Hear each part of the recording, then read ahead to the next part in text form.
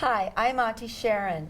I'm the host of Mary's Eclectic Interests, and today we have Tim Pratt with us. Tim, can you introduce yourself? Sure. Sharon, I'm Tim Pratt. I'm the recycling manager for the cities of Brooklyn Park, Brooklyn Center, Crystal, and New Hope. I'm from Brooklyn Center. Oh, great. Can you tell us a little bit about what we're going to do? I see all this stuff here. I'm excited to know what we're going to be seeing today. Okay. Well, I have the unique pleasure of being paid to talk trash. And so that is why I am here today to talk about recycling right.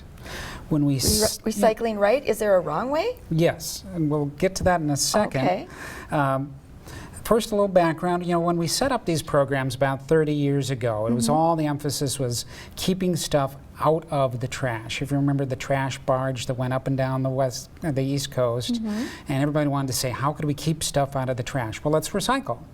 Great. That is a good way to keep stuff out of the trash. But really, if the material is not made into something new, it's not actually recycled.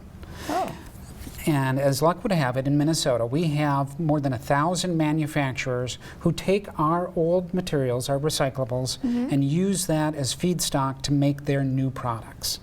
But if you are a manufacturer that needs plastic bottles, you don't want paper. True. And we are finding that people are putting more and more stuff in there because they want to keep it out of the trash. Right. And we're getting stuff in there that we have to then pay to extract and then throw in the trash at the sorting facility. Or, heaven forbid, the stuff gets to the manufacturer, they've got to remove it and throw it in the trash. So our machines at the sorting facility are set up to deal really well with getting these materials into their individual components so they can go to manufacturers and be sold and made into something new. So at my house, we have a big container, and you just throw it all in there. We used to separate it, but now it all goes in there together. Yes. So what happens when it gets to the plant? Okay. So it goes to a sorting facility, and there are 5 of them here in the Twin Cities area, where there's a mixture of humans and machines that separate these materials back into their individual components. And then they're baled and shipped to a manufacturer. So for instance, if you remember the old Waldorf paper in St. Paul, just off of 94 at Crete and Vandalia. Okay. That's still there. It's now owned by a company called West Rock. And all it uses is recycled paper to make new paper products. Oh, okay. And so from your curb to the sorting facility, to the manufacturer, and then back to the shelves for you to buy something new. So when I put my recycling into the can, I have to make sure it's clean, don't I? To a certain extent, yes. So for instance, if there is a pop bottle, you want it to be empty. We do find people won't finish their pop and they'll put it in there. Oh, yes. The machinery that sorts this actually uses a puff of air to push it into the place where it needs to be. And if it's got liquid in there, that puff of air isn't strong enough to push it into the bunker where it's going to end up. Conversely, what happens to it then? It may well end up in the trash. Oh. Yes. But things like, say, this soup can, you don't need to remove the label. You don't have to anymore? No. Well, I used to always have to remove it, but now you don't. Yeah, because when it goes into the furnace at the steel plant, the paper will burn off and it won't be a contaminant. Oh, but if there are a whole bunch of soup still in there, that's a problem because it's not going to burn off. So there are a certain amount of clean that it needs to be. Okay. But you're never going to get all the peanut butter out of a peanut butter jar. Oh, that's true. And that's fine. Yeah. But do a good faith effort, give it a quick rinse. Right. You know, and if it's the bottle, put the cap back on, and that helps keep any residual liquids from flowing around as well. So. Well, and then also, it was a few years ago where you weren't able to recycle those little caps on those. Correct. When we first started taking plastic bottles, we said, take the caps off. And that's because the manufacturers who wanted this bottle plastic wanted just the bottle plastic. And the cap is a different type of plastic. So they would shred all of this up, put it into a big vat of water, and or solution, I should say, and the cap plastic would float, the bottle plastic would sink. They would scrape off that bottle or cap plastic off the top and throw it in the trash because they didn't want it. They wanted just the bottle plastic. Well, now manufacturers who want this plastic from the cap said, hey, wait a second, we need more of that. We're willing to buy that from you. So the manufacturer said, hey, wait a second, we've got to get rid of this stuff anyway because there's still caps on there no matter what we say. And instead of paying to throw it away, we can get paid to sell it to another manufacturer. So now they're saying leave them on because it's a source of income for us now. So what about like these kinds of things and stuff? So this is one of the newest items that we've added to the program, which is milk cartons and juice boxes. And they have a very high-grade fiber in the middle here. These will go to paper mills that will then kind of peel back the outer layers, scrape off the inner plastic layers, and harvest those fibers from the middle. So it's a very high-quality paper, and they can't get enough of it. How much do they get from something like that? Enough to make it worth their financial while. Recycling is a way to provide material to manufacturers so they can make new products. It's more than just keeping stuff out of the trash. Because that's why we're talking about recycling right, is because we're getting stuff that people wish would be recycled, that they feel guilty about putting in the trash, and that we cannot accept at the curb. So I brought, these are all the traditional types of recycling. And we talked about the plastic bottles. And of course everyone knows that aluminum cans are recyclable. Oh yes. I even have a crusher in my garage. You don't need to crush them. I don't need to do that anymore? No. Wow. In fact, we would actually kind of prefer that you didn't. Oh, really? Because when the machinery that sorts these things knows that paper is flat and bottles and cans are three-dimensional. And so it's designed to send the stuff that's flat over into the paper line and the stuff that's three-dimensional off into the bottles and cans line for further sorting. So if they get too flat, then the machinery can't tell and can send it in the wrong direction. Oh, wow. So you don't need to do all that work to crush it anymore. Just put it in whole and you're good to go. Do you ever take the tabs off and like I take them off and I give them to Ronald McDonald? Do they still do that? Yes, they do. Okay. Aluminum is actually very valuable because making new aluminum from recycled aluminum uses 95% less energy. Wow. So you can imagine an aluminum manufacturer would really like to get your old bottles and cans. Oh, definitely. And you know, everyone knows about things like they should put in their recycling like junk mail or magazines. And we were talking earlier about when should you shred this kind of stuff. We find a lot of people think just because it has your name and address on there that somebody could use that information to steal your identity. I and always shred that part. Not correct. And I shouldn't be shredding it? You don't need to shred that because they can't, just from your name and address, they cannot steal your identity. They need other information like your social security number, date of birth, things like that. So if it's just something that has your name and address, go ahead and put that in your recycling as is. There's no need to shred it. And so that saves you some effort. Yes. But we also prefer not to have the shredded material in your cart. And that's because anything that's less than 2 inches square falls through the machinery, ends up on the floor, gets swept away, and gets put in the trash. Not recycled? Correct. Oh, wow. So if there were any shredded material loose in your cart, it's not going to get turned into new paper. Oh. Okay. So what do you do with the shredded stuff then? Is there a way to still be able to recycle it? So you can use a public event. So for instance, we have 2 special materials drop-off days, one in the spring, one in the fall, every year. And we have free paper shredding at those events. If you do shred at home, don't put it in your cart.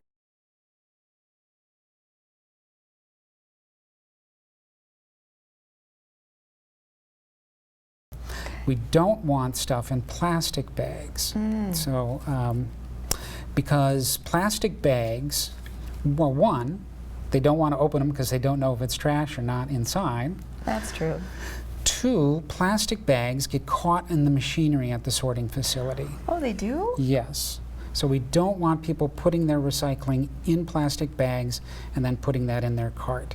And I can understand the appeal of doing that. In my home recycling station, I have under the sink, there's a container for paper, and then there's another for bottles and cans. And the reason why I do that, even though they all get mixed together in my cart, is because you got residual liquids and things in your bottles and cans. Yes. So I line that with a plastic bag. Okay. But then when it's full, I take that cart out and empty it into my recycling cart and then bring it back and use it again. Okay. So that means that you shouldn't be recycling any of your bags, putting any of the bags into the recycling? Correct. I did not know that. Those should go back to the store. Oh, wow. I did not know that. Yes. I learned something. So there's two reasons. One, the manufacturers who use those bags need them to be pretty clean. So they Okay. don't want other items mixed in there, and they don't want the dirt or the residual liquids that would come if they got mixed in with the other materials in the truck or at the sorting facility. And then the other is that it is so hard to try and capture those materials at the sorting facility, and that they often just get wound up around the machinery. And then when that happens, they have to shut down the plant, and guys have to go in there and cut them off by hand. It's a problem not only here in Minnesota, but actually nationwide. That's the #1 contaminant in the recycling system is plastic bags. Really? Yes. Wow, I did not know that. That's a good thing to know. Recycling. Yeah. So we've got our mail and our magazines. We'll put those I in do there. have one question though about Yeah. the magazines. Yes. Now I thought that shiny paper was a no-no at one time in recycling. Well, at the very beginning, when we were setting these programs up, for instance, like a newspaper mill would only make newspapers. Well, Okay. we've got fewer newspapers in the country, and they make smaller sheets, Right. and they don't. But they've figured out their processes so that actually a magazine, I'm going to grab that back out here. This has newer fibers, and they're long and they're strong. And so when you mix it in with the newspaper, you get better quality paper and it lasts longer. So they want these Interesting. together now. Okay, so now we can do our magazines. Yes. I don't have to tear off the cover anymore. No, you the don't shiny need to. stuff. Good. And we talked about the milk cartons and juice boxes. Yeah. Everyone knows about glass bottles and jars. Now, Yes. it is just bottles and jars. We don't want other types of glass. And people will say, well, what are you talking about? Why Yeah. couldn't I put a drinking glass in there? Why can't I put window pane in there? Well, as it turns out, the glass bottle manufacturers use, or their furnaces heat the material up to a certain temperature, and that is enough to melt this type of glass. But drinking glasses melt at a different temperature. Oh, they do? Yes. So even though they're both glass, Yeah. they don't work together when you take them to the manufacturing facility. Wow, I didn't So know they that. end up as slag in the furnace at the glass What do you mean by manufacturing. slag? Slag is the stuff that sticks to the side of the, so you've got all that molten glass in the middle, and you've got the other stuff that sticks to the side. And eventually they have to go in and they have to jackhammer that stuff off the side of the furnace kidding. at the Wow. glass manufacturer. So just bottles and jars for glass. But any color, white, green, brown, or even the blue ones. The color doesn't matter. Okay. But just bottles and jars. We talked about the steel cans. And then we've also expanded on our plastics. So it used to be it was just the plastic bottles, and we even Yes. said numbers 1 and number 2. Now we say don't worry about the numbers, because the numbers are a voluntary standard from the Okay. industry. It's not government regulated. And if you spend all of that time looking to see if it's got a number, you're going to get eye strain. Right. Because since it's a voluntary standard, they can make it whatever size they want. Oh, yeah. But all it does is just to note what's the base plastic used to make, or the base polymer used to make that plastic.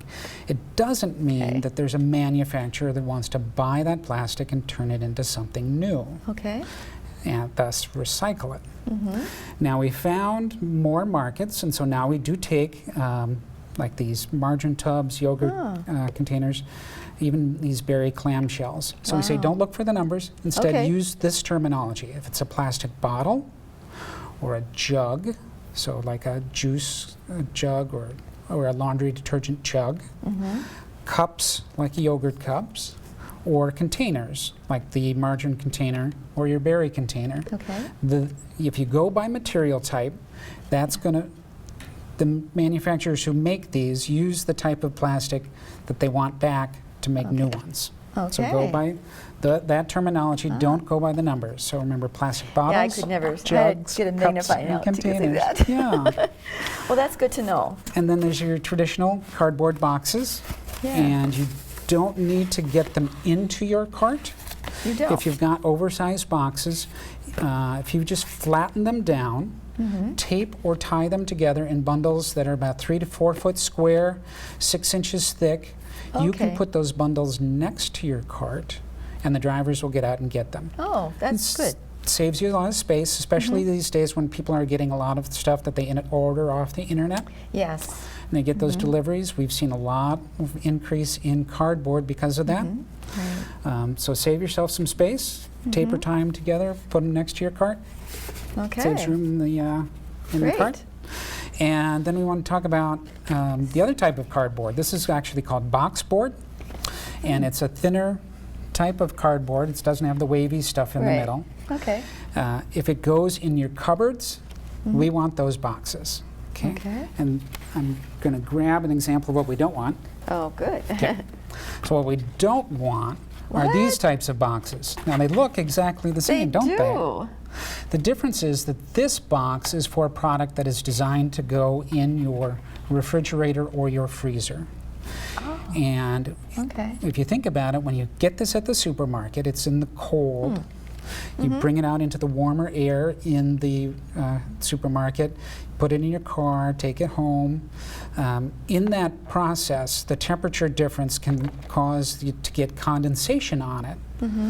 That water is normally could break down the cardboard. Not good if you're trying to get your food home and put it in the refrigerator. So what they do is they spray coat the inside with a very thin layer of plastic. Oh, wow. It's great for keeping the condensation off and keep the cardboard from falling apart. Not great if you want to put it in a big vat of water at the paper mill and turn it up and try to make new paper out of it. So items like that are designed to go in your refrigerator or your freezer, we say, put those in your trash. Oh, so there's no way of recycling this at all then, because it has that coating on it. Correct. And these are some of the other common things that we will find in the recycling carts that we don't want. So this is styrofoam. That's a no? And people will think because it has the recycling symbol there, they think it's the recycling symbol. It kind of does look like it. It's the chasing arrows with the number in the middle. They think, oh, it's recyclable. It's not? No, as mentioned, that's that voluntary standard that the plastics industry created to let everybody know what the base resin is to make this plastic. But there aren't manufacturers who want to buy this and turn it into new products. So you can't really melt this down to anything. Correct. And let's see, we talked about plastic bags and why we shouldn't recycle those. Well, we talked about why you shouldn't use a bottle glass. Some of the other things we'll see here are this time of year in particular, people will give us their strings of holiday lights. And you can bring strings of holiday lights out to the Hennepin County drop-off facility, which is at 8100 Jefferson Highway in Brooklyn Park. And they have a separate area that you can bring these and put them, and they will go to a manufacturer who will remove the copper from the metal, because copper is a valuable metal. Oh, there's copper in between it? Wiring in the middle there. However, this type of material, also, we call these tanglers. Just like this plastic bag that can get wrapped around the machinery at the sorting facility. The same thing is going to happen with the wire. It's going to get wrapped around the machinery. And again, they've got to go in and they've got to cut it off, and we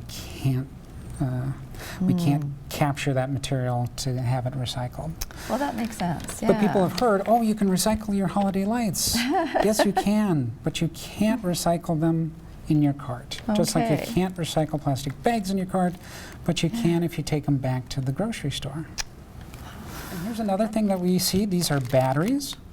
Oh, yeah. Again, you can recycle batteries, but you can't recycle them in your cart.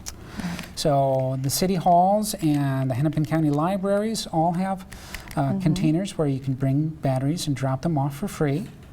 But don't put them in your cart. One thing that people may not realize too is like these button batteries, they have lithium, which is a household hazardous waste. So we want to keep these out of the trash because it's a hazardous waste. Yeah. Another thing, some of these longer rechargeable batteries that have lithium, if they're not fully discharged, they can actually start paper on fire. Oh, wow. So if you put them in your cart with your papers and they're not fully discharged, they could become a fire hazard. And there have been cases in other parts of the country where there have been fires at recycling sorting facilities because they were started by batteries. Another thing that we will see this time of the year is yard waste. Oh, yeah? In the recycling? Yes, folks I have talked to have said, well, it's recyclable, right? Well, it's compostable, which is a form of recycling, if you will. You're taking the leaves, they're degrading, turning into compost, a new product, but we can't capture them in the recycling. Okay. So please, we say to people, take these to the Maple Grove Yard Waste site, and if you're one of the member cities, you know, which Brooklyn Park, Brooklyn Center, Crystal, New Hope are all part of that. You can drop it all off there for free. Oh, that's good to know. And it will get composted, and residents can actually go and pick up some compost for free if they wish. They call their city up and ask them and find out where to recycle these? Sure. Actually, I would say call us, our offices, as opposed to the folks at the City Hall, because we're the ones, like I said, that get paid to talk trash. And so we're the experts on that subject. Can you tell us your telephone number then? Yep. They can go to either the website, which in Brooklyn Park is brooklynpark.org/recycling. Okay. Or if you live in Brooklyn Center, Crystal, or New Hope, it's HRG, which stands for the Hennepin Recycling Group. Okay. So they've formed a group, the Hennepin Recycling Group. So hrg-recycling.com. So you can go to either one of those websites, the 24 hours a day, or you can call us during business hours, and that number is 763-493-8006, and that's on the sticker that is on your recycling cart. Yeah, and then we've got a couple more things that we see here. So people, we'll see facial tissues, we'll see napkins. People think it's paper, and you can recycle that. It's not? No. It's not. The reason is that in order to get them to feel nice and soft, they have kind of chopped up the fibers pretty short. You know, so for instance, the shredded paper that we talked about, it can't get made into new sheets of paper, but shredded paper is made into napkins and toilet paper. Okay. But because the fibers have been chopped up and shortened, you can't take it back and make it into something new. You can't? No. So once this goes, once it gets made into a napkin or a facial tissue or something like that, that you can compost it, but you can't recycle it. Oh, wow, that's good to know. I had no idea of that. Yeah. And then we talked about, this is just, I borrowed this from the Parks Department. This is a cone. People will think, oh, it's plastic. It does. It looks like plastic. I can throw it. Well, no. It feels like plastic. Well, it is plastic, but it isn't something that we know what the properties are, so there isn't a manufacturer that says, sell me some of that because I want to buy it and make it into something new. Whereas with a plastic bottle, they know what it is, because there are standards about what that plastic is. Right. And so if they melt it down, they know what the properties are, they know it will work in their machinery. They don't know what this is, and they don't want it. But people will say, but it's plastic. All plastic is recyclable, right? Well, no. Boy, I'm So- learning a lot today. So if it's not that plastic bottle, jug, cup, or container, don't put it in your cart. Don't put it in the cart. In fact, that's when we say if you're in doubt, Yeah? throw it out. Because we would Okay. rather have it go in the trash stream and be dealt that way than to risk contaminating a load of good recyclables with something that we don't want Sure. or could damage the equipment Yeah. or inhibit, in the case of plastics, the wrong plastics, the ability for it to melt and deform into a new product. So even though they try to sort out when they get there, sometimes they might miss some things. Yes. So typically, what we call the residual rate at a sorting facility is about 6 to 8%. So 6 to 8% of the material that comes in is trash that gets removed and gets thrown into the trash at the sorting facility. Okay. But there is other stuff that doesn't get caught. And then that can end up in bales of material that gets sent to the manufacturers. And that increases their costs because not only do they have to remove that before they make their new product, then they have to pay to dispose of it. And then they have to buy more stuff to make up for the volume of material they thought they were getting from the original bale. Wow. You want to share one last comment you want to share with our viewers? Yeah. So remember that if it's not on the yes list, if you go to the website and see the things that we want, if you don't see your item on that list, please throw it out.